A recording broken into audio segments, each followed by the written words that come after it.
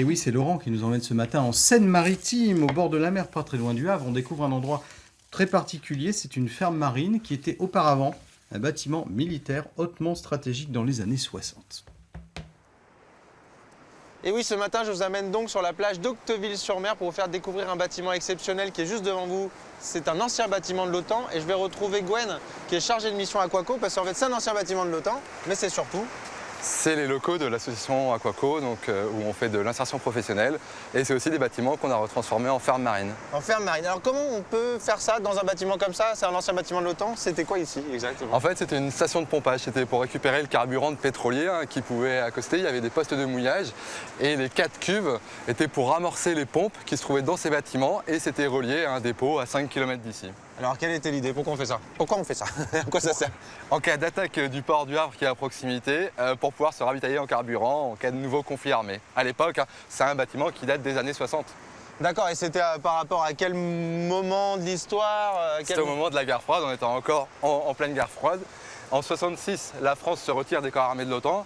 Du coup, les bâtiments étaient occupés pendant une vingtaine d'années par des militaires et puis laissés à l'abandon au début des années 80. D'accord, comment on a eu l'idée de faire une ferme là-dedans? Ça a toujours été ça?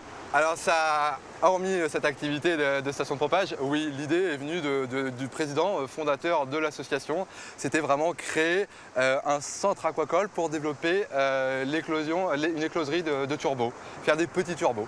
D'accord, et ça s'est transformé au fur et à mesure? Et maintenant, voilà, on fait tout le cycle de vie du turbo et on présente une biodiversité locale. Et il y a aussi une mission d'insertion. Alors moi, j'aimerais revenir sur le fait que c'est un ancien bâtiment de l'OTAN parce que ça a toujours, directement quand l'OTAN est parti, c'est devenu une ferme ou il y a Alors, quand même... il y a une petite jachère d'une dizaine d'années pour les bâtiments.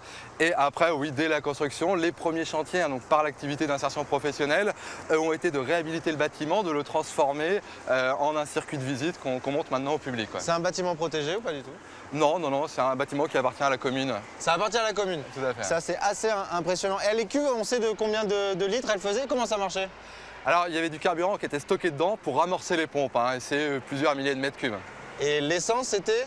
Et l'essence, c'était à quelques centaines de mètres au large, avec des postes de mouillage, où les bateaux pouvaient accoster. Et ils sont restés combien de temps comme ça, quasiment en activité? Une vingtaine d'années, ça a été entretenu pendant une vingtaine d'années. D'accord, sachant qu'on n'a jamais fait, le Havre n'a jamais été attaqué. Voilà, il y a eu de ces pompages qui ont été faits, à la base étaient fonctionnels, mais il n'y a pas eu de nouveau conflit armé. Voilà, il n'y a jamais eu le conflit armé. Et donc on va aller découvrir exactement ce que c'est cette ferme Aquaco. Et on va se retrouver tout à l'heure. Et je vous dis à toutes, comme on dit.